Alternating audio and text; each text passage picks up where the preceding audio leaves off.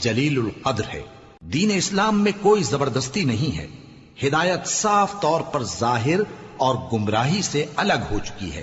تو جو شخص بتوں سے اعتقاد نہ رکھے اور اللہ پر ایمان لائے، اس نے ایسی مضبوط رسی ہاتھ میں پکڑ لی ہے جو کبھی ٹوٹنے والی نہیں، اور اللہ سب کچھ سنتا ہے، سب کچھ جانتا ہے۔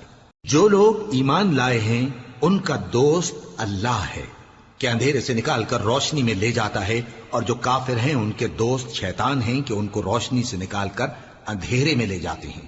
یہی لوگ اہل دوزخ ہیں کہ اس میں ہمیشہ رہیں گے۔ بھلا تم نے اس شخص کو نہیں دیکھا جو اس غرور کے سبب سے کہ اللہ نے اس کو سلطنت بخشی تھی، ابراہیم سے اپنے پروردگار کے بارے میں جھگڑنے لگا؟ جب ابراہیم نے کہا میرا پروردگار تو وہ ہے جو زندگی دیتا ہے اور موت دیتا ہے، وہ بولا کہ زندگی اور موت تو میں بھی دے سکتا ہوں۔ ابراہیم نے کہا کہ اللہ تو سورج کو مشرق